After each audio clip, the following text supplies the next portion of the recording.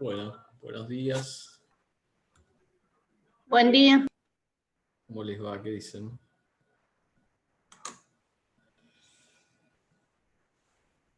Bueno, Bien, vamos a esperar un ratito a ver si viene algún chico más, algún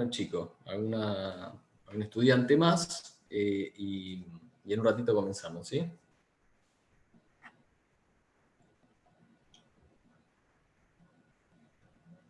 Dale, profe.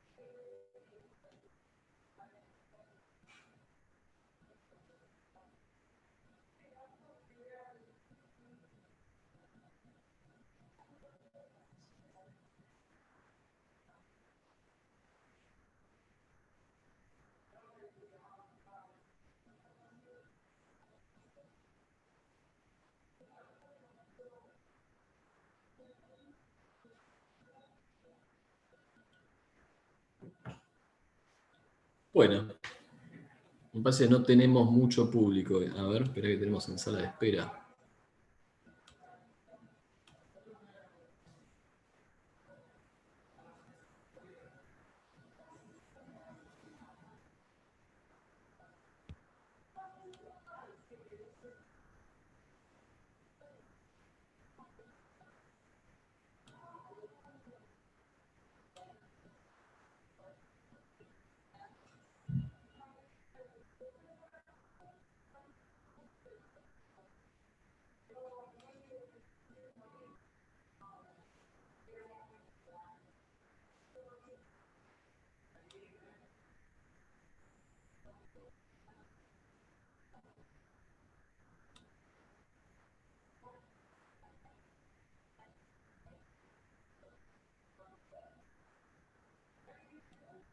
Bueno, ahí estamos. Bueno, buenos días otra vez a los que llegaron recién y a los que se van incorporando. Como saben, hoy tenemos la última clase de nociones de economía. Vamos a hacer una más el viernes que viene para que puedan hacer las consultas que tengan antes del examen, que va a ser la otra semana. Así que tenemos 15 días a partir de hoy para organizarnos bien, estudiar bien los temas y eventualmente saben que todas las dudas que les vayan apareciendo están los foros para poder preguntar, así que vamos a ir a... Una semana tenemos. Pero hace una semana sería, si es el 28. Espérate, ¿hoy qué día es? Estoy medio perdido, ¿eh? A ver qué mal. Sería qué bueno, mal. hoy es 20. Sería el sábado que viene, este sábado no, el otro el partido. Tenés razón. Bueno, tenemos una semana. Es correcto. ¿Quiere pasarlo? No hay problema. No, si pudiera, sí, yo no tengo inconveniente. Lo que pasa es que están puestas las fechas por la facultad, ¿viste? Y entonces no puedo andar cambiando mucho porque hacemos lío con el tema de los tiempos de las demás materias. Disculpen, me había quedado en la cabeza que era el otro viernes y no, tenés razón. Así que bueno, tenemos una semana, ahora sí, para ponernos en sintonía, igual como han venido haciendo las actividades, creo que han venido viendo los temas. Así que bueno, en esta semana reforzar un poquitito. El viernes tenemos entonces dos encuentros, el viernes que viene, a las 10 y a las 17 como siempre, donde si hay alguna duda podremos destinar esa hora y media a hacer preguntas previas al examen. Todavía no tengo el horario, es posible que sea por la tarde para descomprimir, pero bueno, siendo sábado tal vez lo podemos hacer a la mañana. Les confirmo eso lo antes posible y lo vamos a hacer, estimo que el lunes ya vamos a tener publicado un listado de los que están habilitados para rendir el examen y en qué horario sería eventualmente, si hay que dividir en dos grupos, es probable que lo hagamos así, dividamos en un par de grupos para no sobrecargar el campus y evitar que tengamos algún inconveniente de eso, de que se nos cae todo y no sería deseable que eso pase. No sé cómo han estado con otras materias, si han tenido problemas con el campus operativo y eso. ¿No? ¿Anduvo todo bien? ¿Caminó bien? Bueno, mejor así. Bueno, bien. La clase de hoy entonces es sobre la unidad 8. La unidad 8 trata de alguna manera repasar cuáles son los problemas y del otro lado los objetivos de la política económica y un poco hablar del largo plazo brevemente. Es una materia corta, no tenemos mucho tiempo, pero bueno, hacemos un sobrevuelo sobre todos los temas.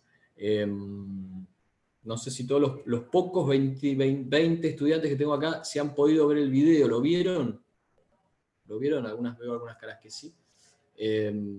No los quiero aburrir entonces demasiado con repetir lo que ya vieron, o demorarlos con lo que ya pueden ver.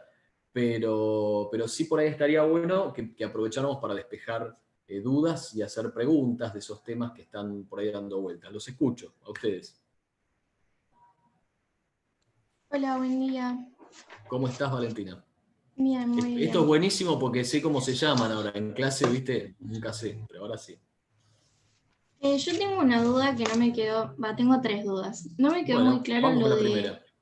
las clases de paro, el concepto de paro, digamos, que está en el texto. Sí.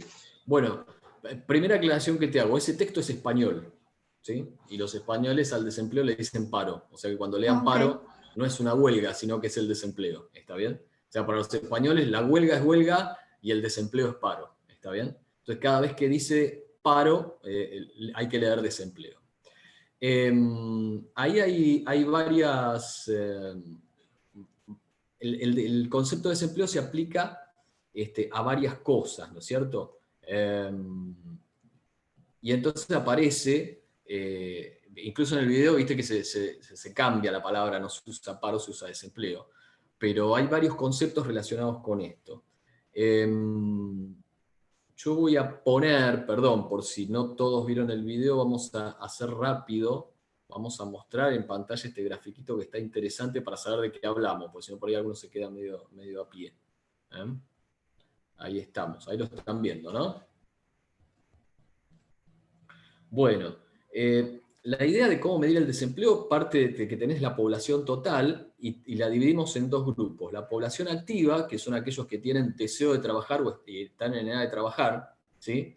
Que pueden estar trabajando o no, pero que tienen ganas de trabajar, dicho así poco académicamente, ¿no? Entonces, y la población inactiva. La población inactiva es la otra porción de la población que incluye ancianos, niños, o personas que estando en edad de trabajar no desean trabajar, no están buscando trabajo. Múltiples razones, ¿está bien? Personales, familiares, o por ahí que no tienen ganas, ¿no? Están grabando la clase, pero el típico, en mi barrio decimos vago a una porción de la población inactiva. Bueno, es un chistecito. Amas de casa aparece ahí en el libro, yo prefiero esto sacarlo porque da idea de que la tarea doméstica le cae por la cabeza a las mujeres, y esto no necesariamente es así, pero el concepto es aquellos que trabajan en tareas del hogar domésticas, que sin dejar de ser trabajo, no es un trabajo remunerado.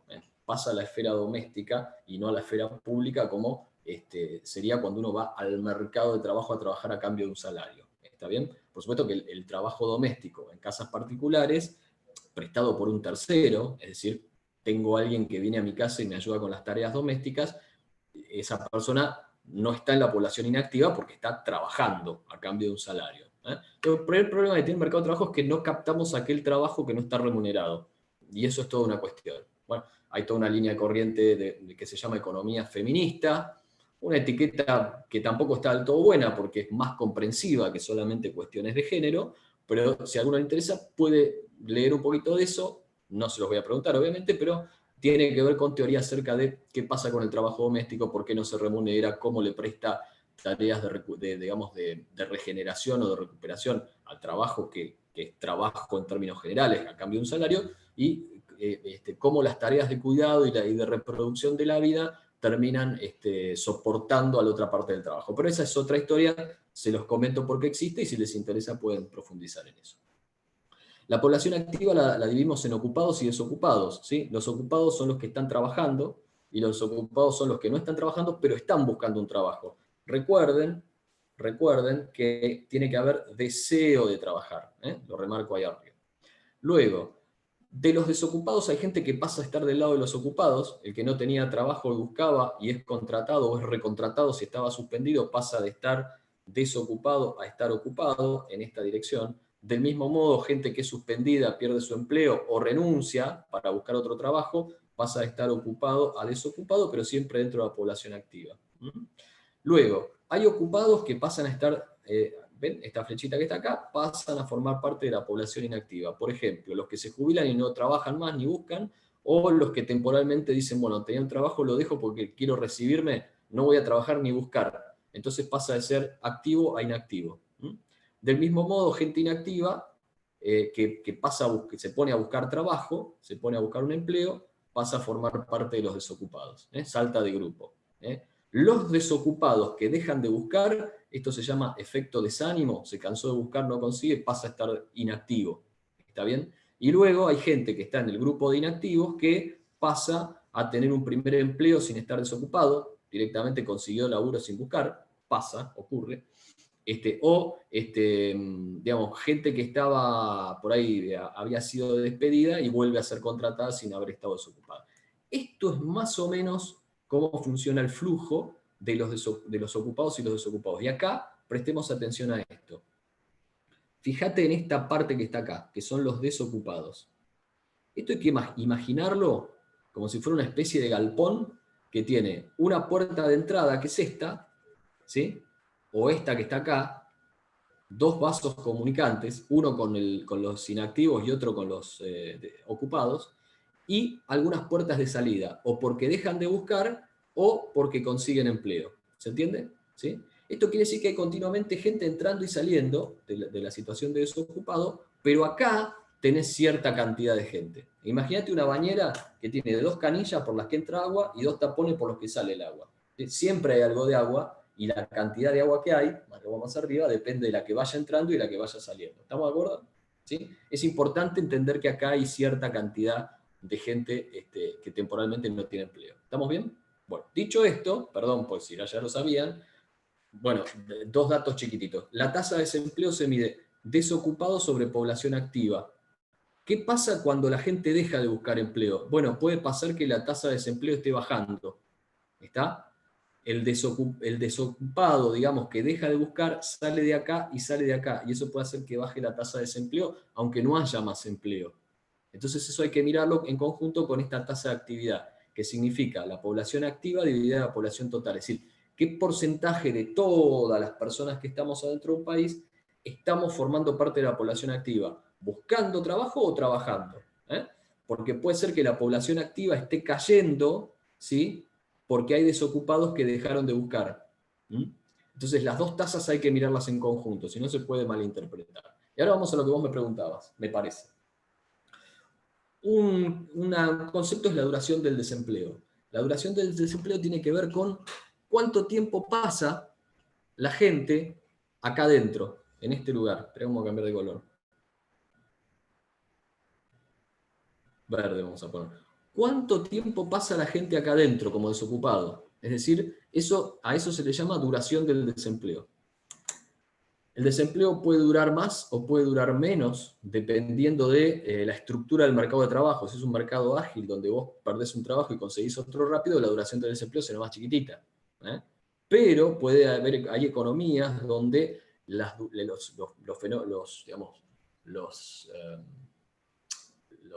sucesos de desempleo son muy largos, duran mucho, y puede haber alguna cosa que implique que haya una transformación en el mercado que se llama desempleo de larga duración. Esto es cuando las personas están 1 o 2 años desocupadas, buscando empleo y no consiguen nada. En relación con esto tenemos que mirar el desempleo friccional. ¿A qué se le llama desempleo friccional? Bueno, el desempleo friccional tiene que ver con una cantidad de desempleo mínima que siempre hay, que tiene que ver precisamente con esto, con la duración del desempleo, porque vos no dejás un trabajo y conseguís otro al toque habitualmente. Pasás un tiempo buscando, ¿sí?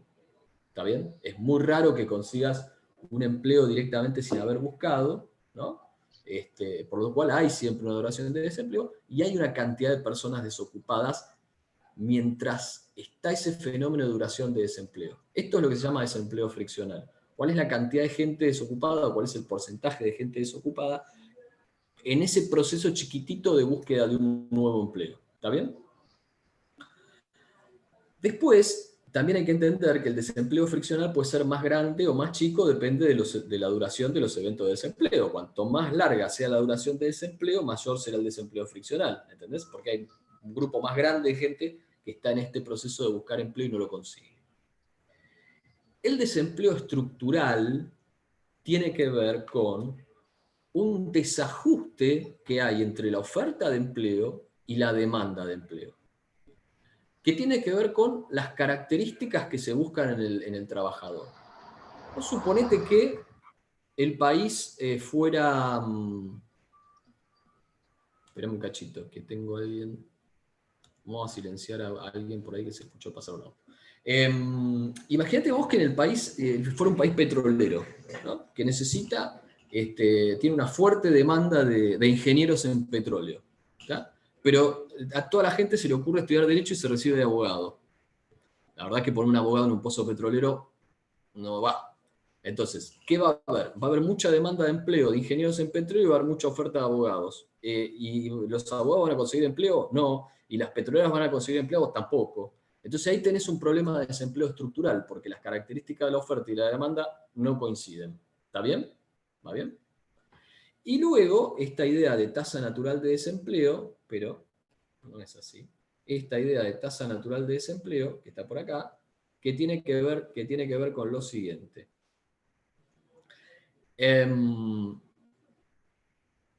Hay una idea de producto potencial, que ya la vimos en otras clases, que tiene que ver con algo que por ahí en el libro van a haber señalado así, una Y con una rayita arriba.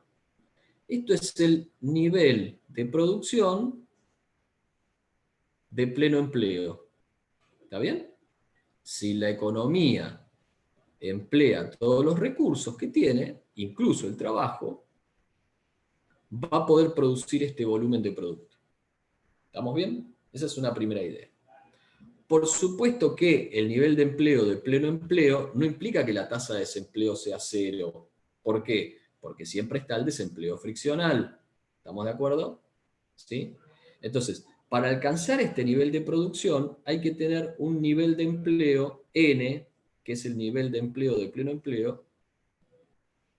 Parece un trabalenguas, pero es así. Nivel de empleo de pleno empleo, que permite alcanzar este nivel de producción. Ahora, esto no significa que la tasa de desempleo U sea igual a 0.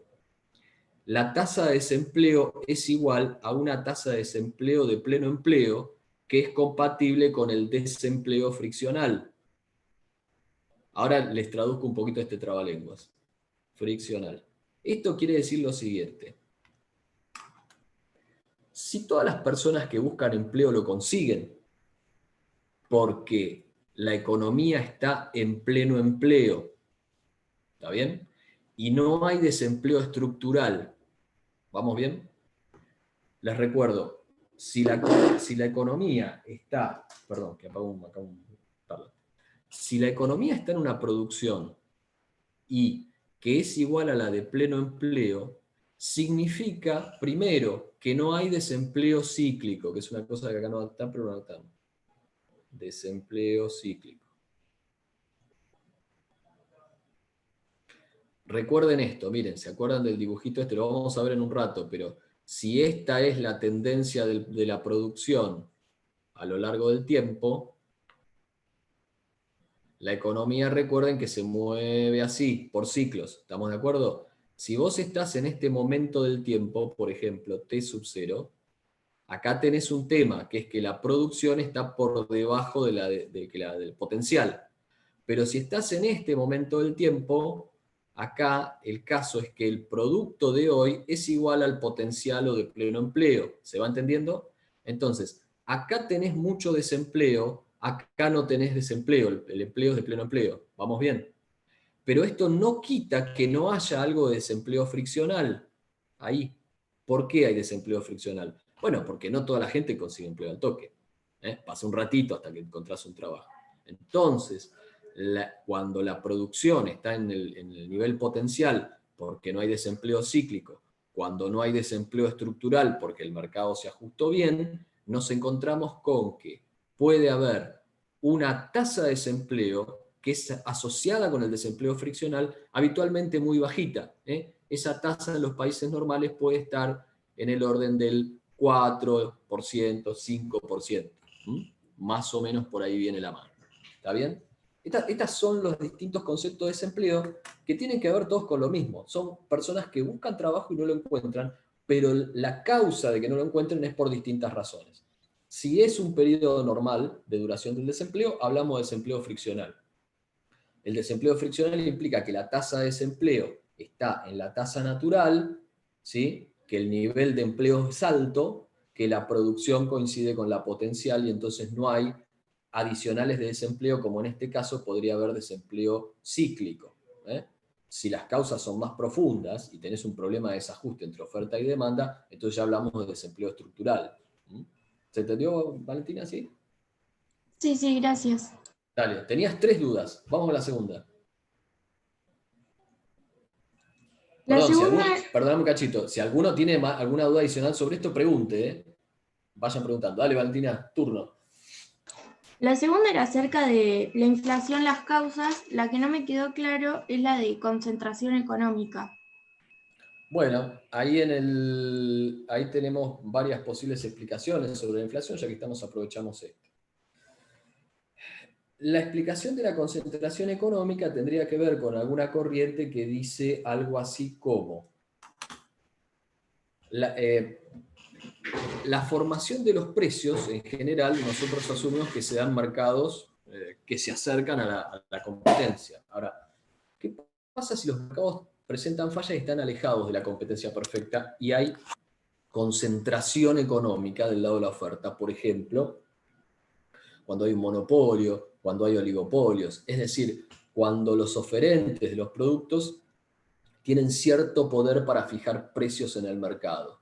Entonces, podría ocurrir que desde ese lado haya una tendencia a fijar precios cada vez más altos, aunque no existiera una causa que explicara eficientemente que eso está justificado. Es una explicación medio floja de papeles en cuanto a que si uno toma una posición monetarista, como esta que está acá arriba, ¿no es cierto?, no hay o no habría posibilidades de que exista inflación si no hay aumento de la oferta de dinero. De cualquier manera, en el corto plazo pueden pasar algunas cosas que tienen que ver con la estructura de la economía que lleva a que en algún momento pudiera haber inflación por causa de concentración económica y de formadores de precios. Pero es una explicación, si querés, más política que científica, ¿no? Esto, ¿está? ¿Sí? Bueno, el resto está explicado, ¿no? La inflación estructural es por desajustes temporales de oferta entre sectores y la expansión excesiva de la oferta de dinero que puede llevar a situaciones de inflación, ¿no? Por exceso de oferta, que es esto que está acá, ¿cierto? ¿Dónde estás? Acá, por exceso de oferta de dinero. O a veces, esto se supone que la velocidad es constante y el nivel de producción también, entonces un aumento en la oferta de dinero impacta en el nivel de precio. Pero ¿qué puede pasar? Puede pasar que en ocasiones la velocidad de circulación se acelera. No queremos tener el dinero, nos lo queremos sacar de encima, y aun cuando la cantidad de dinero no aumente, si esto crece, los precios también pueden subir. ¿Está? ¿Sí? Bueno, esa es la segunda. Y vamos con la tercera de las dudas. La tercera es acerca de los costos, decía el efecto de la recaudación fiscal, y cuando en el video hablaba de el caso, no sé cómo llamarlo, de Olivera Tanzi, que no... Sí, acá, tirón fiscal y Olivera Tanzi. Sí, bueno. No lo terminé de comprender, bueno, digamos. Bueno, a ver si te lo puedo aclarar. Son dos cosas diferentes, son dos efectos diferentes. El primero, el tirón fiscal, implica tomar nota de que cuando aumentan los precios por efecto de la inflación, el Estado recauda más. Es decir, si el precio de la leche está aumentando la recaudación del IVA, por ejemplo. ¿Está bien? ¿Sí? Y así todo. Pero después hay otro efecto diferente que aparece a través del tiempo, que es el siguiente. Suponete que vos tenés un negocio, ¿no? Negocio. Entonces, tu negocio funciona desde enero hasta diciembre. ¿Está bien? Enero hasta diciembre. Ahora, vos en el transcurso del año, desde acá hasta acá, tenés inflación. Inflación, el PI, le llamamos a la tasa de inflación. Por ahí lo que vendiste a 10 en enero, en diciembre vale, qué sé yo, seamos moderados, 15, ¿no? O más, 50% de inflación. Ahora, vos cuando liquidás el impuesto a las ganancias, por ejemplo, impuesto a las ganancias, lo liquidás al 31 de diciembre. ¿Y cuándo pagás? Pagás, ponele el 10 de mayo. O sea que el 10 de mayo vas a estar pagando un impuesto que está calculado sobre una operación de 10 pesos, cuando en realidad por ahí al 10 de mayo esa operación ya vale 20. ¿Está bien?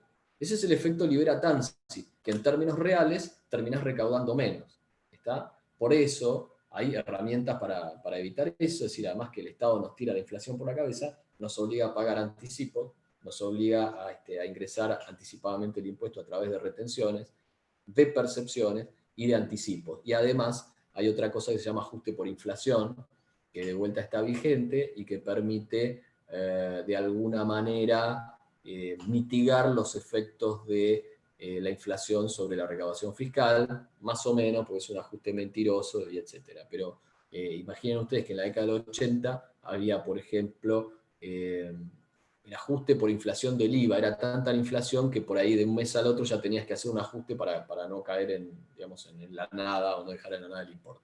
Esos son los efectos, el tirón fiscal por un lado y el llamado Libera-Tanzi, porque surge de un artículo, un paper escrito por Enrique Olivera y Vito Tanzi, un economista argentino, un italiano, que escribieron esto y se conoce así, efecto Libera-Tanzi a nivel general.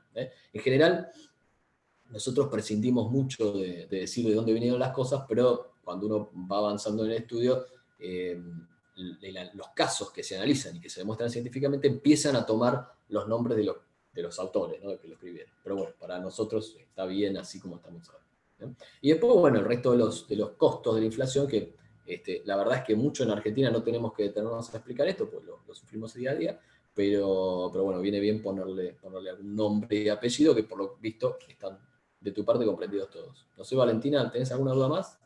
No, ya está, gracias. Bárbaro, no, por favor. El resto, gente, ¿alguna consulta concreta? Hola, profe. Hola, Sí, yo también tengo Brisa, algunas ¿cómo estás? dudas. Dale, te escucho. En cuanto a la inflación, estuve leyendo y me puse a fijar que decía como que la inflación, o sea, no es posible acabar con la inflación si el gobierno persiste en su déficit y, por cierta manera, monetizarlo. Entonces, mi pregunta es que si para acabar la inflación es necesario, por ejemplo, que se inicie un proceso de ajuste salarial y esto generaría como consecuencias negativas en el sentido, por ejemplo, que habría una gran recesión y se perderían, por decirlo de una manera, empleos, ¿no? Entonces, Bueno. si se trata de luchar contra la inflación, lo que se tendría que hacer es bajaría mucho la tasa de empleo y cómo se solucionaría, cómo se podría salir de esa crisis. Bueno, la respuesta no es sencilla porque hay bibliotecas a favor de una posición y bibliotecas a favor de otra. Es decir, si nos paramos en la posición monetarista, es decir, no emita porque si usted emite termina convalidando una alza de precios. Realmente pensemos desde la lógica de decir, bueno, si no hubiera más cantidad de dinero, los precios no podrían aumentar. Eso es así. Y es razonable entenderlo así. En la otra vereda tenés los partidarios de la teoría monetaria moderna. No estoy en esa vereda para nada, pero dicen, dado un Estado soberano que puede emitir dinero todo lo que quiera, que no va a pasar nada. Bueno, está a las claras que en Argentina eso no es así, vamos a los datos, la emisión termina traduciéndose en inflación. Ahora, las recetas más ortodoxas claramente te dicen que una de las causas de la aparición del proceso inflacionario es el excesivo déficit fiscal. Y esto tiene una explicación. Digamos, si por ahí si recordás el modelo de 3 brechas, o lo que hemos visto en el curso en general, cualquier recaudación que venga del gobierno, y en esto es muy útil pensar no en términos de dinero, sino, no en términos de dinero, sino más bien en términos de producto, de bienes, en términos reales. Es decir, cada vez que viene el gobierno y te cobra el gobierno, el Estado, digamos, te cobra un impuesto, lo que está haciendo es quedándose con una parte de lo que vos producís. Si vos producís remeras y tenés la capacidad de producir 2 remeras, y tenés que pagar impuestos por el equivalente de una remera, entonces lo que estás haciendo es dejando de producir esa remera para dársela al gobierno, si vos querés. Pues suponete que el impuesto fuera en remera.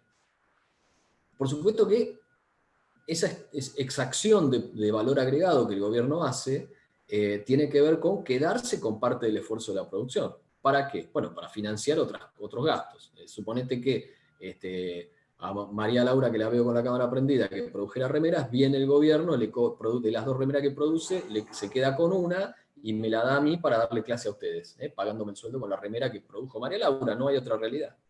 Lo cierto es que hay esfuerzo productivo por 2 remeras y un poquito más, que es lo que yo puedo aportar. Claramente vale menos que una remera, pero bueno, es fuera del chiste. Entonces, el gobierno, cuando te cobra impuestos, lo que está haciendo es poniendo presión y quedándose con una parte de la producción, y del otro lado está poniendo presión cuando gasta y demanda. Ahora, porque, si esto no tuviera ninguna consecuencia, sería muy sencillo. Es bueno, que el gobierno emita, que gaste, y seremos todos felices. ¿Bien? ¿Por qué no nos da un sueldo a cada uno de 200.000 pesos a cambio de no hacer nada? Sería buenísimo, ¿sí o no? Háganme con la cabeza los que tienen la cámara prendida, ¿sí o no? Y el resto que tiene foto fija, supongo que también está diciendo en la casa que sí. Ahí Manuel dice que sí, gracias, Emanuel. Bueno, y con el impuesto a la riqueza sería lo mismo que el que aplica. Bueno, eso es peor, pero espera, después vamos con eso. Después vamos con eso. Pero eso es peor porque ni siquiera captura sobre el flujo de la remera que se está produciendo. Te quiere sacar a vos, va a vos y te saca una remera del placar. Es peor, ¿entendés? Peor todavía. Bueno. Claro, eso es lo que sí. Dicho no va esto, contra la producción, digamos. Claro, bueno, va contra el stock, que es más grave todavía porque se termina reduciendo. Ustedes dirán, bueno, el que tiene fortuna que pague, es otra discusión. Vamos a ponerlo en paréntesis. Entonces, ¿por qué no nos da un salario de 200.000 pesos por mes a cada uno a cambio de no hacer nada? Sería maravilloso. Bueno, te lo deposita el día 31, el día primero vas al banco, sacás las 200 lucas y vas a salir. ¿Qué vas a hacer con esa plata? ¿Qué harían ustedes?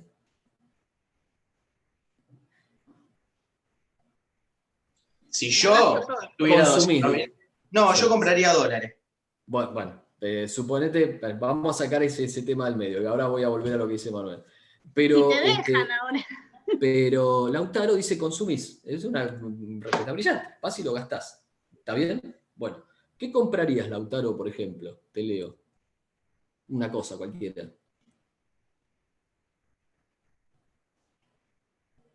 Alimentos, vestimenta, etc. Perfecto. El problema es que si ninguno de nosotros hace nada, solo nos limitamos a cobrar el salario, ¿quién produce los alimentos y quién produce la vestimenta que Lautaro quiere consumir? Nadie. ¿Qué pasa con los precios? Suben. Entonces, cuando vos metés presión sobre la demanda, por la vía que sea, ¿no? Gastar con subsidios, financiado con emisión, con deuda, con lo que quiera, si vos metés presión sobre la demanda en lugar de meter presión o generar las condiciones para que la oferta aumente y las personas obtengan ganancias producto de laburar, la verdad es que tenemos un impacto inflacionario que está presente. ¿Está? Después, siguiendo con lo que Brisa nos planteaba, dice, bueno, el déficit fiscal en algún momento puede ser una herramienta. Digamos, en el contexto que vimos este año, ¿qué querés? ¿No? ¿Qué querés que hagamos? Bueno, algo hay que hacer. ¿Hay que bancarse el déficit? Bueno, después veremos cómo lo arreglamos en el futuro. Ahora, el tema de la financiación, porque la posición monetarista extrema dice, bueno, el déficit fiscal financiado con emisión, sí, tiene un impacto inflacionario. Entonces hay algunos que dicen, financiado con emisión tiene impuesto inflacionario, bueno, entonces tomemos deuda, porque supuestamente eso no tiene impacto inflacionario. Bueno, a ver, pensemos. Si toma deuda en el mercado local, está tratando de captar ahorro privado de los que estamos acá adentro, y eso hace subir las tasas de interés. por lo cual resta financiación y encarece la financiación, suben los costos y se cortan las posibilidades de producción porque el crédito se restringe, y entonces ¿qué pasa? La producción no crece o cae contra una demanda que sube y por lo tanto, de vuelta, inflación por exceso de demanda. ¿Estamos bien? No era bueno, entonces lo que tenemos que hacer no es pedir crédito interno, sino ir afuera, porque de esa manera, como vienen dólares, podemos financiar. Bueno, cuando vienen los dólares hay que convertirlos en pesos. Pueden ir a parar al Banco Central a cambio de los pesos. Sí, pero bueno, son más pesos, es más emisión. Y entonces, ¿qué ocurre? Bueno, ¿qué pasa si la producción no alcanza? Bueno, podemos traer cosas importadas, no hay ningún problema. ¿Sí o no? Digamos, si como Lautaro quería comprar alimentos y vestimenta, pero la verdad es que ninguno de nosotros trabaja y no hace nada, entonces no va a haber, bueno, compramos importados, traemos de Brasil. Y dice Lautaro, no tenemos liquidez en dólares para importar, y es correcto, no tenemos, porque claro, eso hay que pagarlo en dólares. Dice, bueno, no importa, pedimos prestado, está bien, olvidó, después a alguno se le agarra la locura porque la deuda externa crece. Bueno, crece por eso. Entonces, me parece que si hay que encontrar de toda la teoría que hay, que toda es válida y tiene su argumento, cuál es la causa de la inflación en la Argentina, yo te diría, Brisa, que la causa es el déficit fiscal, más allá de cómo se financie. No es cierto, es totalmente falso lo que plantea la teoría monetaria moderna de que se puede emitir hasta reventar porque total no pasa nada, o se puede tomar deuda en pesos que total no pasa nada porque al final vas a imprimir los pesos para pagar lo que debes. No es cierto eso. Eso parte de una visión muy miope de mirar la economía como una cuestión financiera. La economía es una cuestión real. Estaremos mejor si tenemos más bienes disponibles. Y entre otras cosas porque tendremos más donde trabajar y donde aportar nuestra capacidad productiva. Digamos, las sociedades se fortalecen en términos económicos, sí, uno puede mejorar su estructura productiva, mejorar las condiciones de producción, alienta el ahorro y alienta la inversión, en lugar de imprimir papelitos de colores que a la larga vos percibís que no tienen demasiado valor. Si vos tenés un negocio, podés estoquearte de mercaderías y cubrirte de la pérdida de valor estando parado en mercaderías, pero si vos sos peluquero, no podés acumular cortes de pelo. Si vos sos un trabajador, no podés acumular, qué sé yo, no sé, horas de trabajo, y no podés guardar tu salario en una moneda que se deprecia constantemente, y ahí viene Manuel que quiere comprar dólares. Profe, sí, Brisa. esto tiene mucha relación con lo que vendría a ser el PBI real y el PBI nominal, ¿no? Lo podríamos relacionar en el sentido de que no sirve de nada tener un PBI nominal alto porque si no tenemos un PBI real, que es decir, los bienes y servicios, la economía se va para atrás, porque vamos a tener mucha emisión de dinero, pero no vamos a tener mercadería como para sustentarla. Y el dinero perdería valor.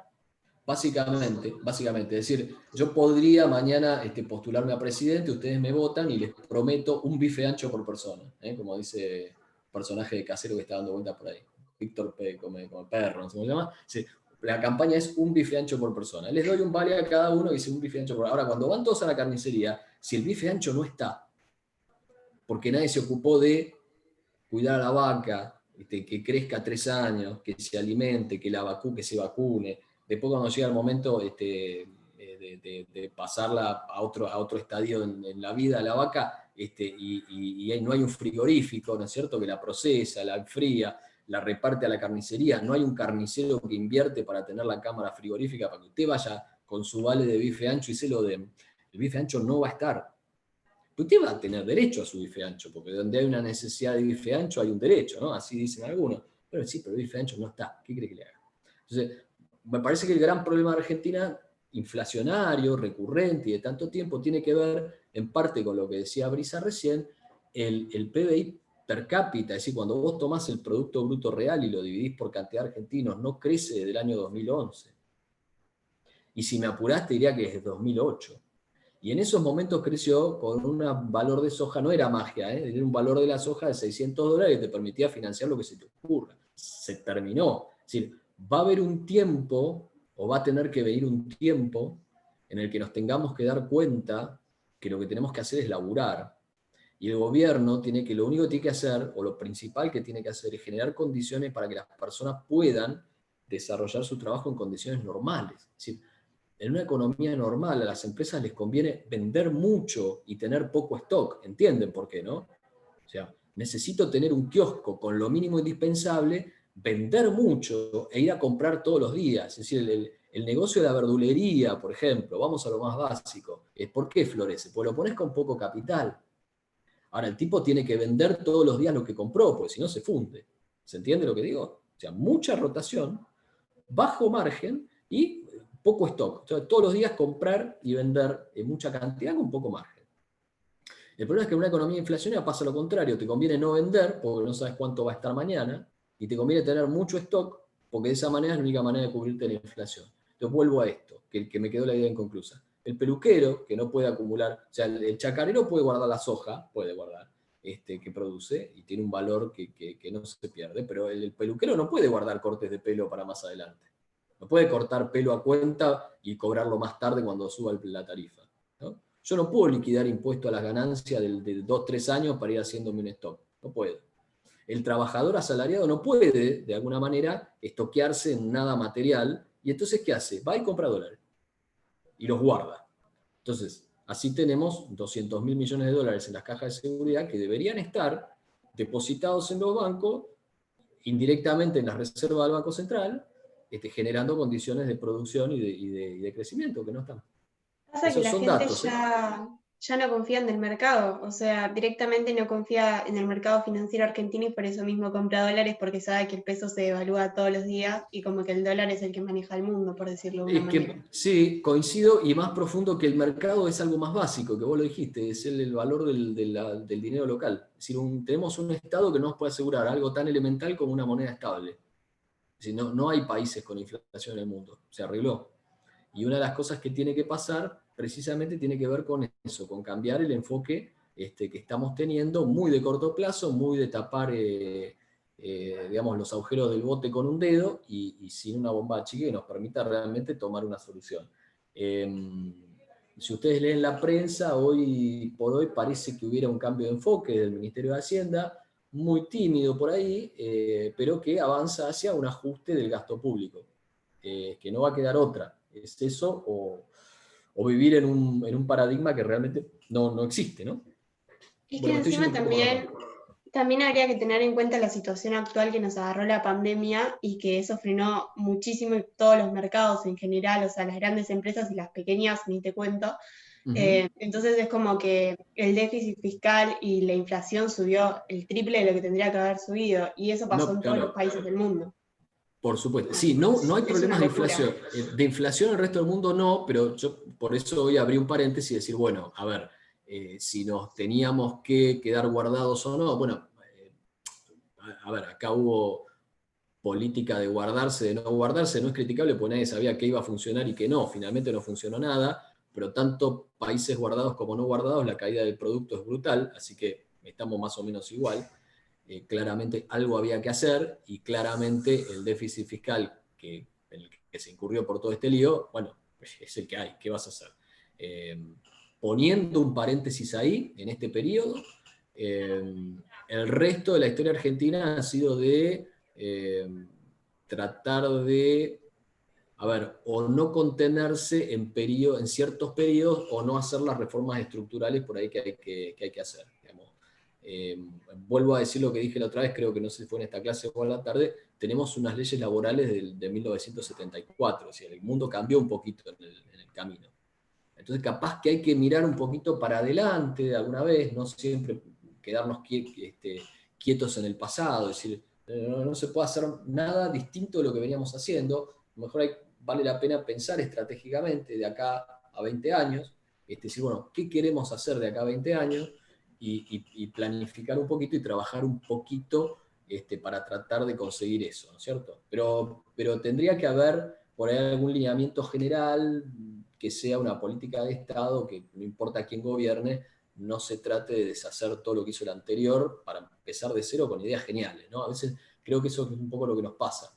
Yo no sé si es tanto económico el problema como realmente político de estar día tras día refundando la nación, cuando en realidad los lineamientos están, ¿no? Y están desde 1853 más o menos claros. Ahora, ahí tenemos un problema, ¿no? Es decir, ¿queremos ir para ese lado o definitivamente queremos ir para otro? Ese es el punto. Más allá de lo coyuntural, ¿no? Se vive hablando del pasado y no se ve el futuro. Todos dicen lo que hizo el anterior, pero no Bueno, tiene ideas concretas de qué hacer al futro. Esa es la realidad. Y de la legislación hay muchas anclas que nos dejan el pasado. La legislación laboral es una. Yo creo, me parece que eso hay que cambiarlo. No para cercenar derechos, que es lo primero que dicen, no, pero los derechos, bueno, por ahí hay que pensar en algún esquema mejor, ¿no? Qué sé yo, cuando aparecieron las ART fue un avance, eso fue un avance, porque antes un accidente laboral directamente tenías que bajar la persiana, ¿está bien? Y no fue en detrimento de nadie, fue directamente, lo único que se hizo fue generar un esquema donde los riesgos se reparten. Algo similar podría hacerse con el tema de las indemnizaciones por despido, eso sería bueno, ¿no? Que es más, que cada trabajador fuera propietario de su indemnización, porque si vos trabajás hoy 20 años en una firma y renunciás, ¿qué te llevas de la empresa? Nada. ¿Por qué no podrías tener una cuenta como tienen los empleados de la construcción, por ejemplo, cuando la obra se termina, una parte del salario que se aportó ahí la tienen y la pueden retirar o no? ¿Me entendés? Es decir, ¿por qué no podés acumular en un fondo de retiro que cumpla la función de indemnización una cantidad relacionada con tu sueldo? Habría que ver cómo se instrumenta, ¿no? Porque si lo dejamos en pesos no vamos a tener mucha posibilidad de recuperar nada, pero decir, bueno, me quiero tomar un año sabático y vivir de lo que tengo acumulado. Renuncio, vivo de eso y después vuelvo a trabajar. Es decir, me parece que hay que ser un poco más inteligente en esas cosas. Bueno, me fui por las ramas, estoy haciendo periodismo. Chicos, Brisa, no sé si te contesté al final, porque viste que a veces me derivo un poco. Para terminar, creo que contestar mi pregunta es, o sea, ¿cómo podríamos salir de esta crisis financiera? ¿Cuáles serían los mecanismos que tendría que tomar el país? O sea, ¿qué tendría que apuntar? ¿Tendría que apuntar, por ejemplo, a aumentar el PBI real? ¿Qué tendría que hacer? Porque vi que pasaron por muchos gobiernos, pero como dice María Laura, es un gobierno desde la crítica, es decir, desde la crítica de lo que hicieron otros economistas, y al final pasa mucho que critican al otro gobierno, pero tienen el mismo ministro de Economía, entonces no entiendo si nos tenemos que ir todos de Argentina, si va a haber una solución, si esto va a seguir perdurando en el tiempo, es que es una locura. Bueno, pasamos al campo de la opinión, y esto es meramente personal, es decir, porque te vas a encontrar con alguien que te tiene que decir, no, lo que tiene que haber es un Estado más presente, que para mí es todo lo contrario. Y esto es una opinión personal, el que no le gusta, bueno, está de acuerdo, pues tiene todo su derecho, pero te digo que es lo que yo creo que me parece que hay que hacer. Me parece que hay que por ahí, viste que a veces tenés que rebobinar, ¿no? Como el VAR, para ver qué pasó. Por acá que habría que rebobinar para ver qué pasó y ver qué hacíamos antes cuando de alguna manera teníamos algún otro tipo de proyección. Me parece que el acento tiene que estar en la producción, definitivamente. Un país que no produce nada no puede prosperar. De hecho, lo estamos viendo. Gran parte de los problemas que tenemos hoy vienen por una sucesivas cuestiones y políticas que nos llevaron a estar estancados. La inflación es una de ellas. El fuerte déficit fiscal es parte de eso. Una de las cosas que me parece que tiene que pasar en la Argentina es que alguna vez alguien gane una elección diciendo la verdad. Es decir, un día algún candidato debería decirles, miren muchachos, la verdad no da para más así como estamos. No podemos más darles esto, ni aquello, ni lo de más allá. Tenemos esta cantidad de recursos, que va a ser esta y no va a ser más nada, y vamos a hacer esto de esta manera y con estos objetivos. Pero ¿cómo podés lograr eso si apenas lo decís te sacan volando en un helicóptero? Bueno, es un problema. Es un problema grave. Es verdad, están reacostumbrados que se les dé todo si tratás de... Yo les voy a poner un ejemplo del pasado. No es propaganda política ni partidaria, es un hecho y es un dato. En marzo del 2001 asumió el Ministerio de Economía Ricardo López Murphy. Se sentó y en la primera conferencia de prensa que dijo, miren, si no achicamos el déficit, nos la ponemos de frente contra la pared. Así, más o menos en estos términos no, porque es mucho más educado.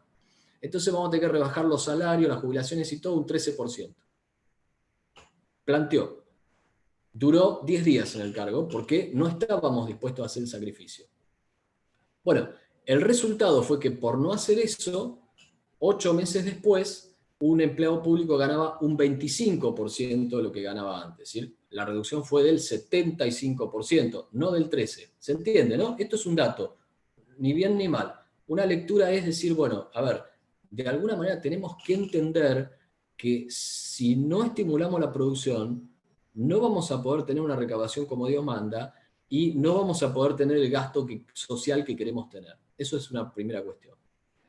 La segunda cuestión es romper con el paradigma del mercantilismo que dice exportar es buenísimo, importar es un pecado mortal. Parece que tenés que ir a confesarte a la iglesia si hay una importación. Y el mundo ya no está mirando eso.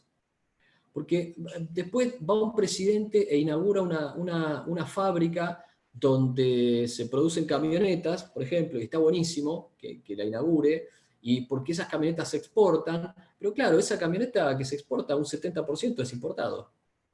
Y entonces, ¿vamos a condenar la exportación de camionetas? Porque no, vamos a restringir la importación de autopartes. Entonces la camioneta ya no puede salir de la línea de montaje. ¿Por qué hay que resignarse a eso?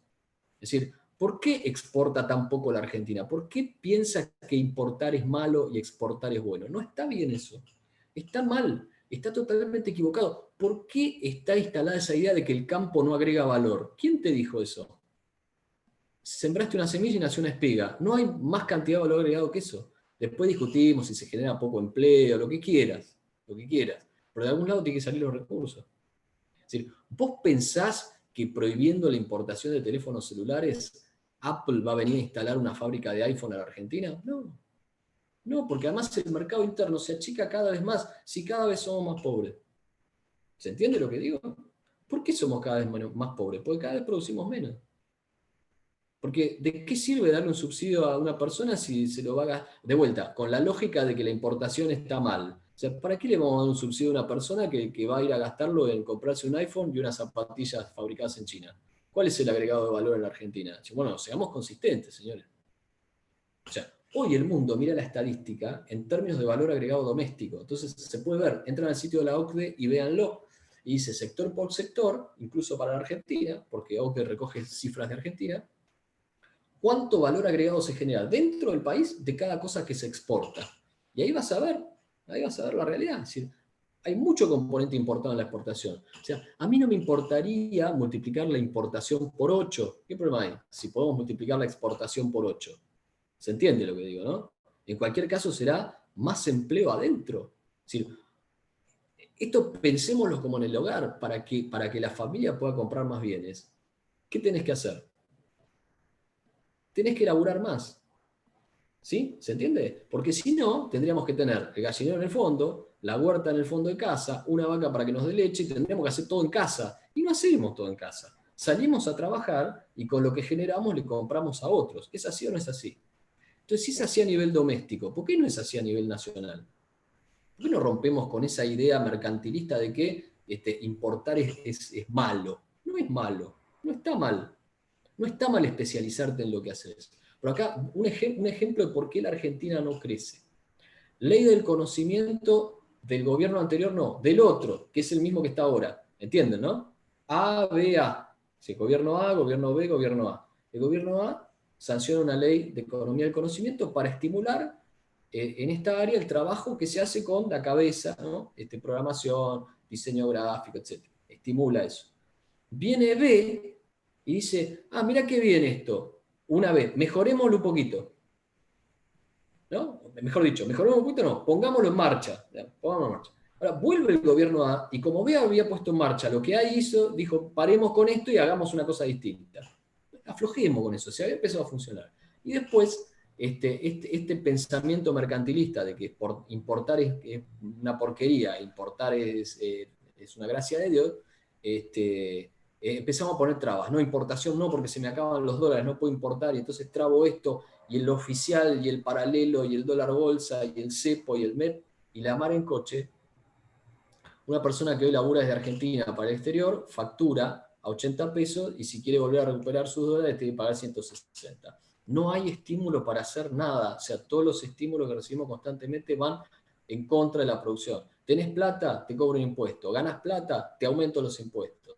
Producís, te complico la vida con habilitaciones, con problemas de distribución, no te doy la estructura necesaria, y todo así. Entonces me parece que en ese sentido, por ahí debería venir el cambio, perdón por este análisis más medio personal, pero es así, es decir, tenemos que generar condiciones para mejorar la producción, y eso requiere reformas estructurales, desde el punto de vista de infraestructura, ruta, transporte, vías ferroviarias, hasta si querés, conexión aérea. El turismo no se desarrolla más porque no hay vuelos. Una cosa que no puedes hacer en la Argentina es tomar un auto en un aeropuerto y devolverlo en otro. No existe eso, que en todos los lugares del mundo está. ¿Y por qué no existe? Porque no hay conexión aérea. Entonces vos si volás a un lugar, si volás a Salta y querés alquilarte un auto y devolverlo a Jujuy, no podés. No podés, si te se cobran la devolución, ¿entendés? Sí. Si se toman estas medidas, más o menos, ¿en cuánto tiempo podría verse el cambio? Porque creo que la mayoría de las personas como que están en contra bueno, no están en contra, sino que tal vez no entienden la magnitud del problema y están acostumbrados a que les den planes o ayudas del gobierno y el gobierno sigue tomando deuda. Creo que ese es el problema. Pero en el caso de que... Me parece que es por la ignorancia que tienen. O sea, nuestra revolución sería seguir estudiando, chicos, me parece. Sí, es correcto, sí, Vero, es correcto, sí, seguir estudiando, seguir discutiendo ideas, es decir, exactamente. Y hacerlo civilizadamente. Bueno, me parece que esto va por este lado, a mí me parece que no, y tratar de encontrar una solución a esto. ¿Cuánto tiempo? No lo sé, pero todo tiene que partir de una base, que es que la base tiene que estar convencida de esto. Y lo que hay que tener en cuenta, que todo esto que digo parece muy lindo, ¿no? O sea, hay que mejorar esto, hacer esto, aquello, lo más allá, cuesta. Las cosas cuestan. Y lo que no se decide hacer por las buenas, es decir, si vos no decidís ajustar el presupuesto en tu casa familiar, lo vas a tener que ajustar por las malas, porque un día van a venir, te van a decir, bueno, flaco, la casa andala liberando porque sale a remate. ¿Entendés lo que digo? O sea, lo que te pasa como país es que no te rematan, pero te volvés cada vez más pobre y entras en una pauperización que te destroza todo, te destroza desde la posición individual, que vos, pero decías la ignorancia, claro, hasta una cuestión social de interrelación entre las personas. Entonces estamos tirándonos con todo como si fuera un partido de fútbol, y no lo es. Al contrario. Bueno, en Cuba pasa eso, profe. En Cuba yo tuve, bueno, la posibilidad de viajar por muchos lugares, y en Cuba pasa eso, exactamente eso.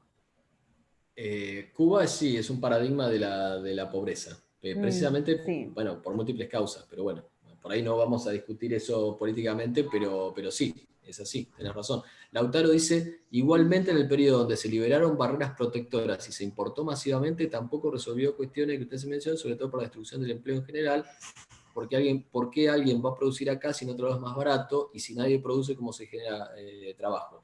Sí, igual yo discrepo un poco con la idea esa también de que la apertura masiva de importaciones.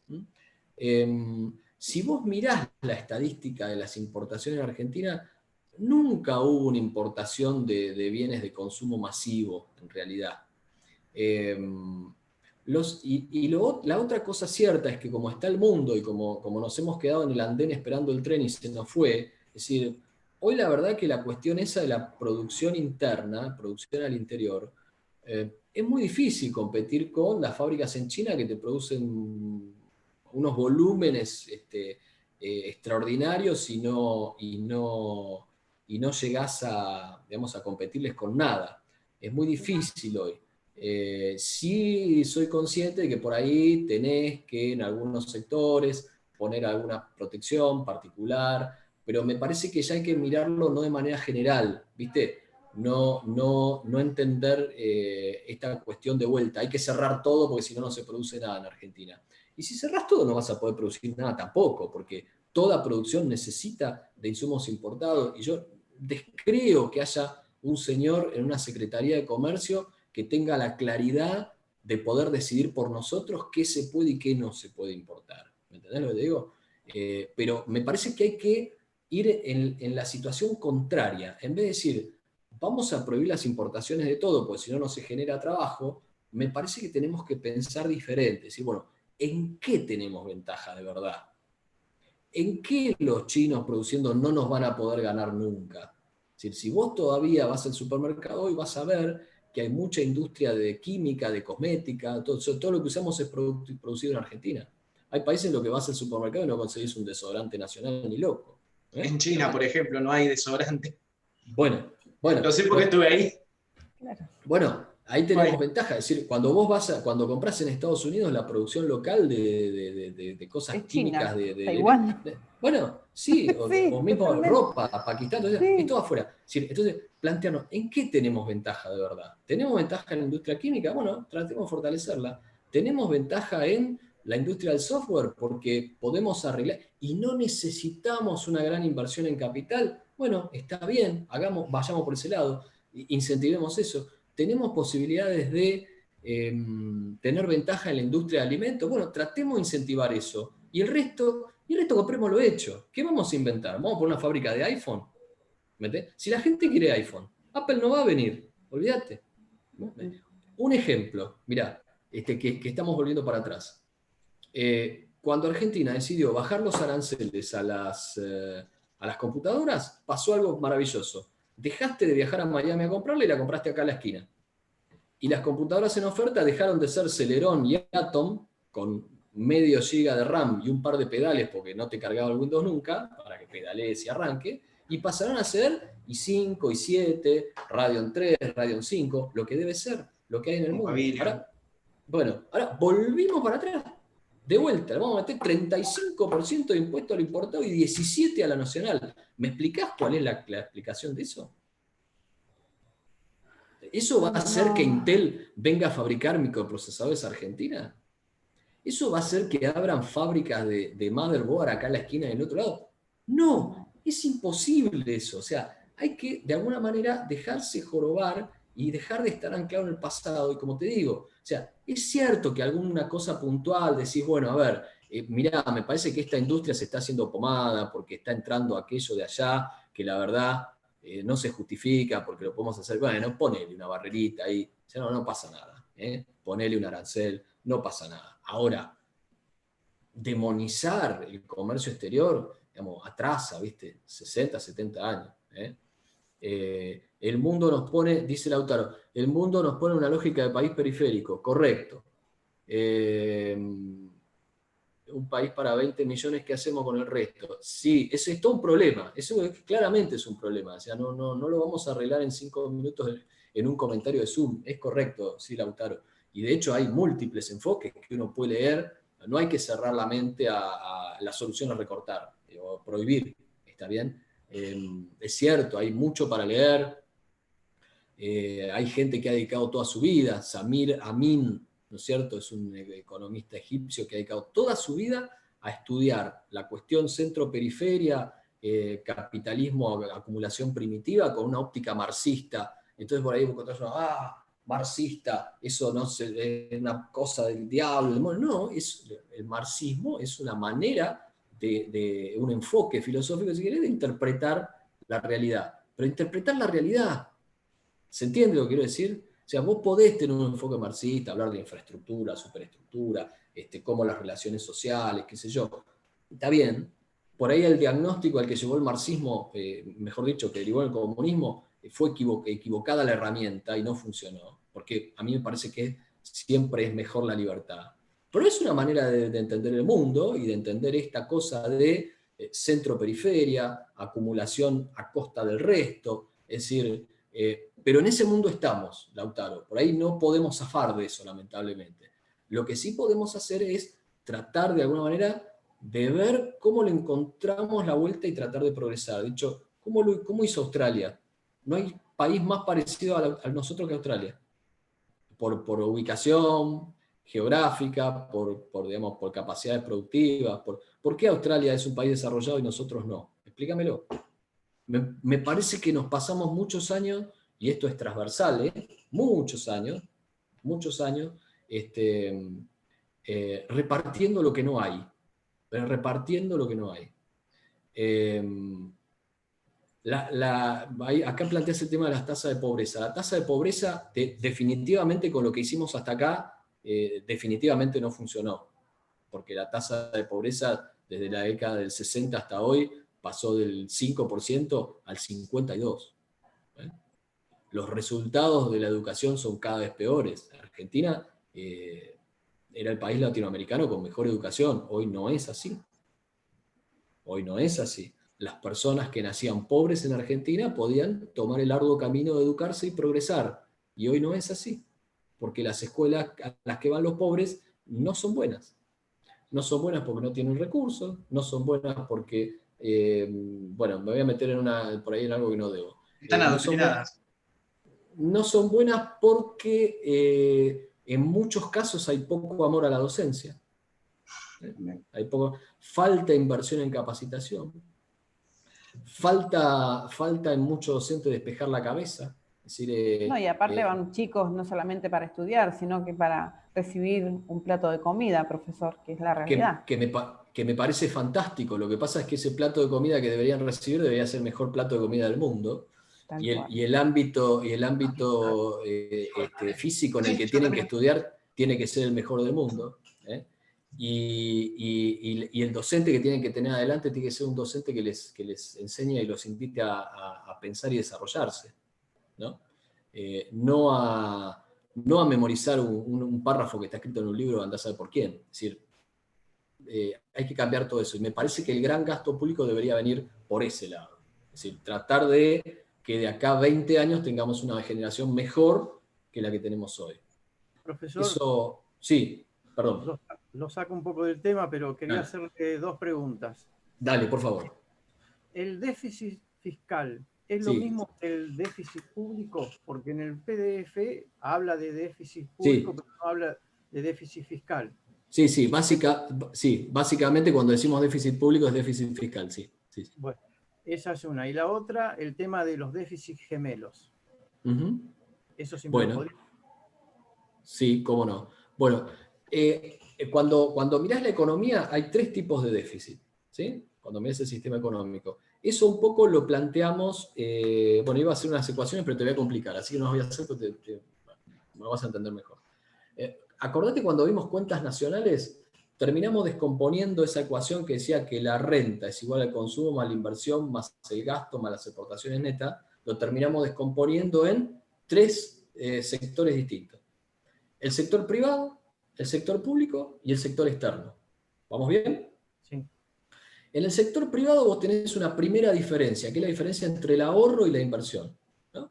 Si entre todos consumimos menos y ahorramos más, liberamos recursos para la inversión. ¿Se entiende, no? Si nosotros produjéramos el 100% de bienes para consumo, entonces no habría bienes de inversión. Ahora, en la medida en que no consumimos todo lo que producimos, sino que de todo el producido consumimos solo una parte, generamos algo que se llama ahorro. Y ese ahorro significa liberar capacidad productiva para producir bienes de inversión. ¿Está bien? ¿Está? Es una primera brecha. Si no existiera el Estado, porque el Estado viene a la mesa del producto a quedarse con una de las remeras que produce María Laura, ¿te acordás? ¿Sí? O viene y se queda con unas remeras. Entonces, del producido total, una parte se la lleva el gobierno en impuestos, ¿sí? Una parte no la consumimos, y de la que no consumimos nos queda espacio liberado para la inversión. Ahora, de lo que se lleva el Estado con impuestos, gasta, paga salarios públicos de gente que hace cosas, compra bienes para hospitales, escuelas, etc. Entonces gasta. Entonces también viene a buscar parte de la producción. Si lo que el Estado recauda es equivalente a lo que gasta, es como que de alguna manera podríamos pensar en que la remera de María Laura que se llevó la devuelve comprando otra remera u otra cosa, pagando con esa remera, ¿entendés? Entonces, ahí tendríamos equilibrio en ese lado. Eso nos dejaría una parte del producto que podríamos, una parte consumir y la otra ahorrar. Y ahí no habría brecha, ni pública ni privada. El ahorro sería igual a la inversión, ¿cierto? Y los impuestos iguales al gasto. ¿Vamos bien hasta ahí? Sí. Ahora, si el Estado gasta más de lo que recauda, porque pretende una remera y media, pero solo recauda una remera, esa media remera tiene que salir de algún otro lado, porque hay que liberar la producción para esto. ¿Se entiende hasta ahí? Entonces, el ahorro tiene que ser más grande de la inversión, porque parte del consumo del que yo me abstengo, esa media remera, lo va a gastar el Estado. ¿Estamos de acuerdo? Sí. Entonces, de alguna manera, el déficit fiscal se tiene que financiar con superávit privado. Esto es una verdad absoluta, es repartir la torta en porciones. Cuanto más gaste el Estado, menos vamos a tener para nosotros. Y esto es la primera explicación que cierra como corolario todo lo que venimos hablando durante la clase. ¿Estamos bien? Primera cuestión. Ahora, ¿puede pasar que el ahorro interno no sea suficiente para financiar el déficit fiscal? O es más, ¿podría pasar al revés? Que el Estado recaude mucho, gaste poco, pero el público sea muy gastador y poco ahorrativo. Podría ser. En ese caso, el gobierno estaría financiando, entre comillas, la inversión. ¿Se entiende, no? Ahora, ¿qué pasa si todos los sectores gastan de más? Entre el gasto público y el consumo, se gasta más de lo que se produce. ¿Me seguiste hasta ahí? Sí. Lo que pasa es que la producción interna no alcanza para todo lo que se quiere comprar y gastar. ¿Y entonces cómo hacemos? Bueno, la primera cosa que puede pasar es que aumenten los precios. Pero como no hay precios en este análisis, la segunda cosa que va a pasar es que la mercadería que queremos comprar y no producimos vamos a tener que traer de afuera. Como diferencia, ¿no? Es decir, no me importa importar iPhone si exporto soja por el triple de lo que me cuesta importar los iPhones. ¿Estamos de acuerdo, no? ¿Sí? Esto es como una familia. Entonces, si el gasto en una sociedad es mayor que la producción, esto implica que el sector externo te va a dar déficit. Las importaciones van a ser mayores que las exportaciones y lo que estás haciendo es financiándote con producción del resto del mundo, ¿cierto? Esto a la larga se transforma en deuda externa, ¿tá? O en pérdida de reservas, como lo quieras. Ahora, ¿qué es lo que ocurre? Habitualmente, cuando la presión fiscal es muy alta y el déficit fiscal es muy grande, el ahorro privado no alcanza para cubrir ese agujero y entonces eso te genera que el gasto interior sea más grande que el producto y tengas déficit del sector externo. Y a eso se le llama déficit gemelo, al déficit fiscal más el déficit externo. ¿Está bien? Bien. Ahora, si el país produjera muchísimo, y pudiera ahorrar lo suficiente como para financiar el déficit fiscal y sobrara, el déficit fiscal no tiene por qué provocar déficit externo. Vos podés estar teniendo superávit externo y podés estar teniendo déficit fiscal. Cosa que pasa hoy en la Argentina. Cuando mirás la balanza de pagos, hay superávit externo. Las exportaciones argentinas son mayores que las importaciones, entre otras cosas porque ya nos sale tan caro que no podemos importar absolutamente nada. Pero hoy no hay déficit gemelo, hay déficit fiscal, pero hay superávit externo. ¿Se entendió? Sí. Cuando tenés los dos déficits, ahí tenés un problema grave, porque no solo no tenés recursos para financiar el déficit fiscal, sino que además tenés que andar buscando cómo cubrirse el agujero externo, que puede ser perdiendo reservas, cosa que pasa, o pidiendo prestado, aumentando el endeudamiento externo. ¿Está bien? Bien. Está. Sí, alguien más me estaba preguntando algo. No, era yo, pero Sí. ya está, ya me contestó la pregunta que le iba a hacer. Bueno, bien. Sí, eso porque leo la mente últimamente. Profe, yo no Prisa, terminé de dime. entender lo del déficit gemelo, es decir, tal vez lo entendí súper mal, pero puede ser cuando vos tenés que importar, ¿no? De otro país porque en el mismo tuyo no se produce. O sea, que no lo entendí muy bien la noción. Sí, pero a nivel global estamos hablando, ¿eh? Espérate, a ver si podemos escribir alguna cosa. Si me bancás alguna ecuación, por ahí lo entendemos mejor. Dale, dale. ¿Puedo? Sí, ¿Puedo? sí, sí. Me gustan las Vamos ecuaciones. a compartir la pantalla. Ahí va. Bueno, mira. Primera cosa. Oferta, ¿se ve, no? Sí. Oferta global, demanda global. ¿Qué es la oferta global? Bueno, la oferta global es la cantidad de bienes y servicios que están disponibles en la economía en un momento. ¿Y la demanda global qué es? La cantidad de bienes y servicios que queremos consumir, ¿no? Bueno, en la oferta global, ¿qué tenés? Tenés lo que se produce adentro del país, y en la demanda global, ¿qué tenés? Tenés lo que queremos demandar para consumo, lo que se demanda para inversión y el gasto público. ¿Está bien? ¿Hay alguna fuente más de demanda de lo que producimos adentro? Sí, las exportaciones. Todo lo que producimos adentro y le vendemos al resto del mundo. ¿Estamos bien? Ahora, del lado de la demanda, no solamente consumimos bienes nacionales, no solamente compramos máquinas de producción nacionales. El gobierno no solo compra bienes nacionales. Es más, cuando exportás una camioneta, el 70% es importado. Quiere decir que del otro lado, en la oferta no solo hay bienes producidos nacionalmente, sino que también hay bienes importados. ¿Está bien? ¿Sí? Sí. Si algo no entendés, me parás. A mediano plazo se espera que estas dos cosas sean iguales. ¿Vamos bien?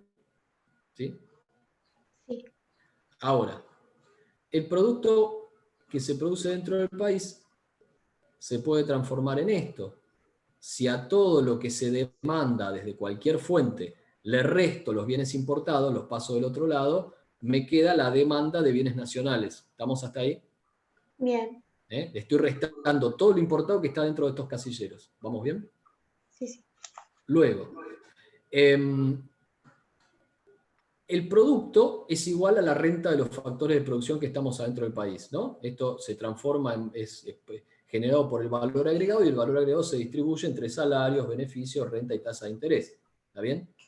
Pero de esta renta hay que pagar impuestos, una parte, con lo cual el producto se transforma en lo que se llama el ingreso disponible de las personas más los impuestos que tienen que pagar, que salen del flujo de ingresos que tienen.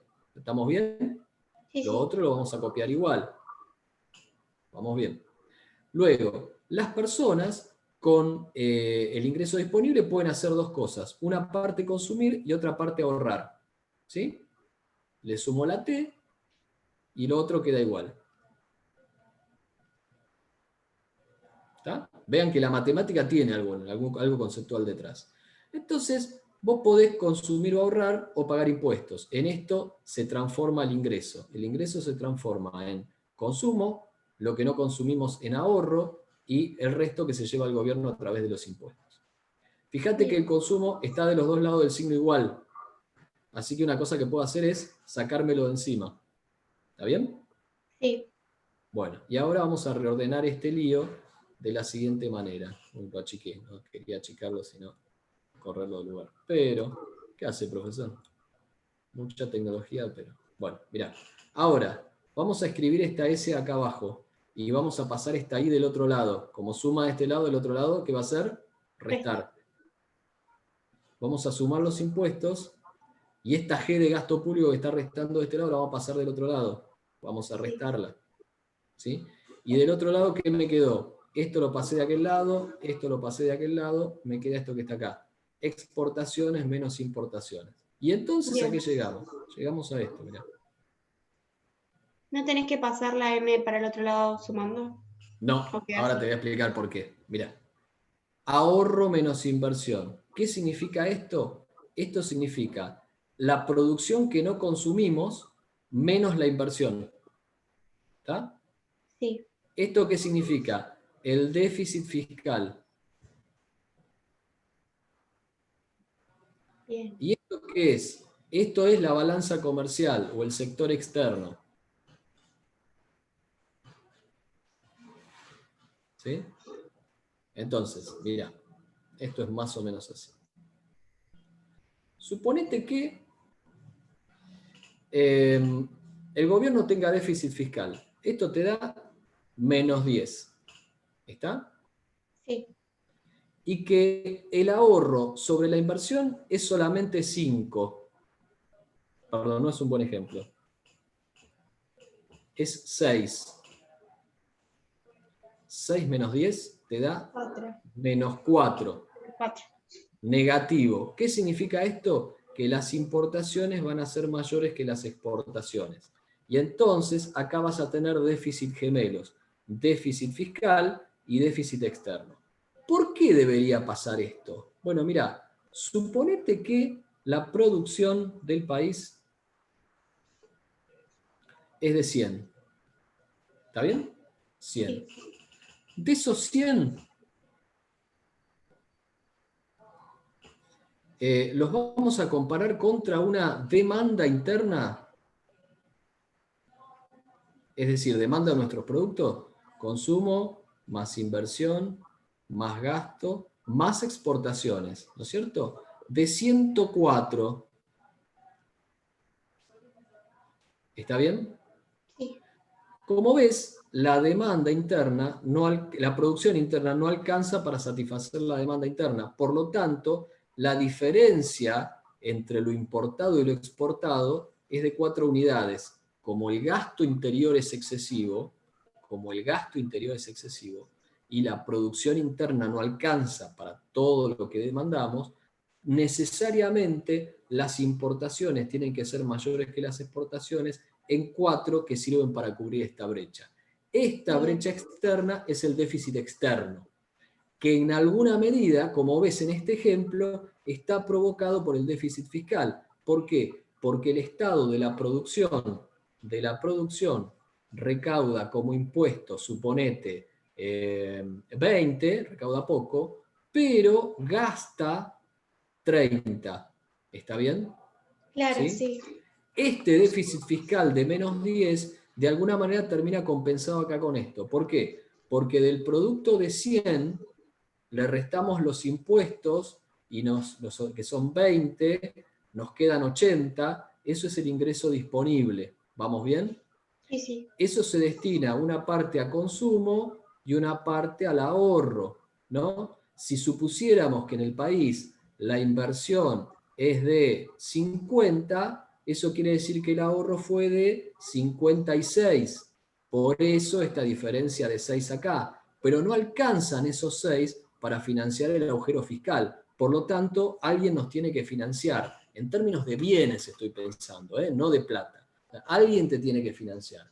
¿Quién te financia? Bueno, el sector externo. ¿Y cómo se le paga a estos muchachos? De 2 maneras. Con dólares que tenés acumulados de antes, de alguna vez en la que esto fue al revés, o pidiendo prestado, deuda externa. ¿Sí? En el caso que fuera al revés, el sector externo es el que tiene, por decirlo de alguna manera, ese déficit fiscal, ¿no? No necesariamente. En el caso que fuera al revés, lo que nos está diciendo es lo siguiente. Mirá, suponete que el ahorro menos la inversión te da los mismos 6. Pero el gobierno tiene equilibrio fiscal. O sea, 0. El resultado de esto es que la producción es mayor que el gasto interno. Y entonces acá te va a dar un resultado externo positivo. De más 6. ¿Está bien? Sí, sí. Cuando el país produce más de lo que gasta, el saldo externo lo que hace es financiar al resto del mundo, ¿verdad? Alemania tiene unos niveles de importación bestiales tremendamente elevados, pero también tiene unas exportaciones monumentales increíbles, ¿no? Países como Dinamarca tiene un volumen de exportaciones fenomenal, sus exportaciones son casi todo el PBI argentino, con una población de 5 millones de personas. ¿Cómo se hace? Bueno, se hace trabajando, no se hace de otra manera. Es decir, sin producción no puede haber exportaciones viables, ni superávit externo, ni superávit fiscal tampoco, ni recursos suficientes para hacer lo que hay que hacer, que me parece que viene por retomar lo que alguna vez distinguió a la Argentina, que es una educación moderna, acorde a los tiempos que corren. Si la verdad es que seguir con la tiza y el pizarrón capaz que atrasa unos 100 años, ¿no? O 120.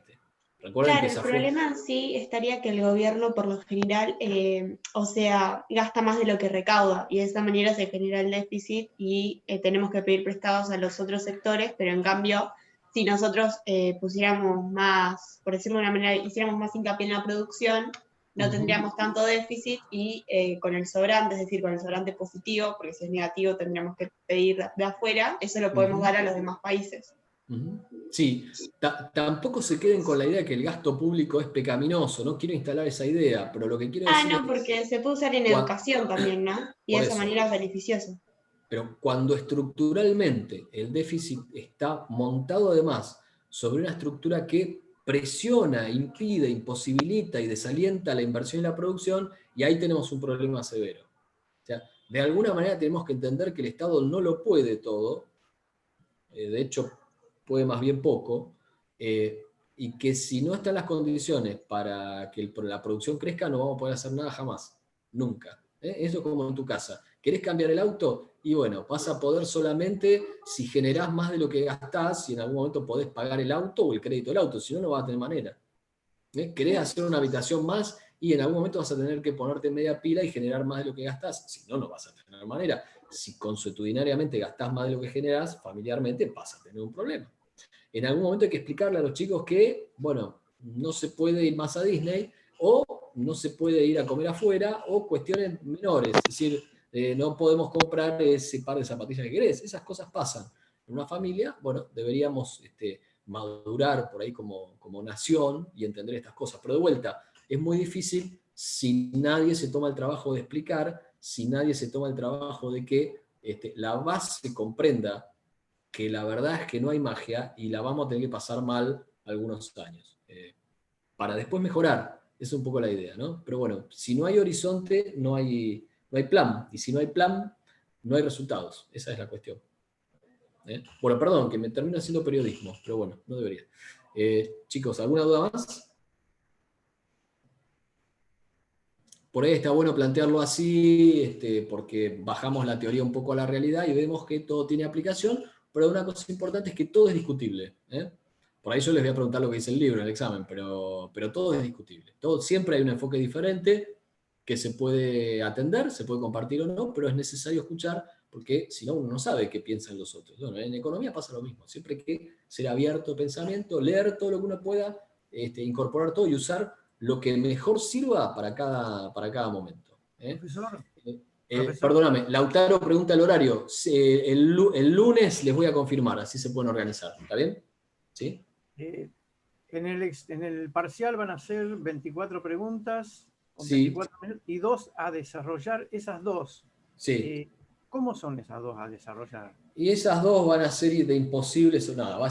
Van a ser preguntas concretas, conceptuales, que pueden querer decir, por ejemplo, si ocurre tal cosa, ¿qué pensás que pasaría con tal otra? O plantearte una situación, decirte, si el precio de tal producto aumenta, ¿qué sucedería con el precio del otro? O planteártelo distinto, es decir, si el precio de A aumenta bajo ciertas condiciones, B va a bajar de precio, verdadero o falso, y explícame por qué, de ese estilo. No dibujar, no ecuaciones, todo conceptual, pero para darles el espacio para desarrollar, porque a veces por ahí digamos, las preguntas de elección múltiple no dicen todo lo que uno sabe y lo que uno entiende. ¿Qué se pretende ahí? No necesariamente una respuesta correcta, entre comillas, sino que demuestren que han leído algo, que un poco de razonamiento económico hay, por ahí aunque no esté perfecto del todo perfecto, desde la óptica de un examen no pasa nada, vamos a tener en consideración. ¿Y los trabajos, los cuestionarios, los va a tener en cuenta usted? Sí, el otro día les contaba que el cuestionario tiene una primera función que es de formativa. Primero, que hayan estado viendo la materia durante estos 2 meses y no más bien la tendencia natural, yo sé cuál es no hago nada y 2 días, perdón, no es una crítica, es la tendencia natural, es decir, siempre hay prioridades, tengo otras materias que me piden más, que me exigen más, no toco nada, el último día agarro y me desespero y no entiendo nada y me va mal, sino que era, digamos, para que ustedes fueran siguiendo la materia, que fueran teniendo una devolución acerca de qué estaba mejor, qué estaba peor, y obviamente para que esto funcione hay que ponerle un incentivo. El incentivo es, tenías que llegar a 4,5 de promedio para poder llegar a rendir el examen. Ahora, aprobé raspando con las actividades, tengo 4,49, 4,50, bueno, el profesor me dijo que puedo rendir, ¿eso significa que va a tener en cuenta ese rendimiento irregular en el examen? No, si usted se saca un 10, tendrá un 10, ¿estamos de acuerdo? Ahora, en el examen me fue, y tengo todas hechas, y tuve buen rendimiento, hice todas las actividades, yo qué sé, bueno, tendremos una contemplación. O sea, inciden a favor del estudiante sí, en contra no, eso quiero decir, ¿está bien?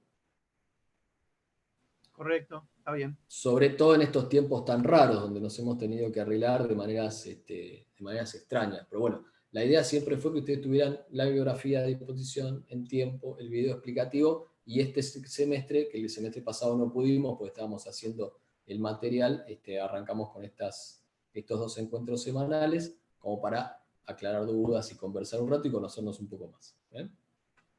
A ver, alguien tengo en el chat que dice, ¿cuánto tiempo dura el examen?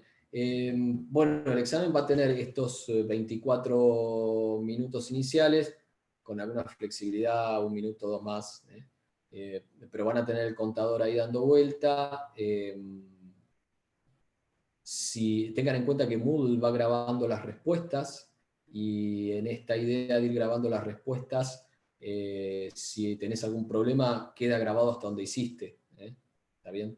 Pero bueno, una vez que esté hecho completado y pulsen el botón de enviar, ahí ya no van a poder volver a entrar y se les va a habilitar la segunda parte, que tenemos una duración estimada de unos 20 minutos más o menos, para que ustedes puedan escribir ahí en el lugarcito que van a tener una respuesta razonada, ¿no? Explicando cuáles son los 10 minutos por respuesta más o menos, lo suficiente como para concentrarme en el trabajo que tengo que hacer, en la respuesta que tengo que dar en función de lo que sé, y no dispersarme en preguntarle a otro, porque van a perder el tiempo. Y aparte todas las preguntas van a ser distintas, así que no se preocupen.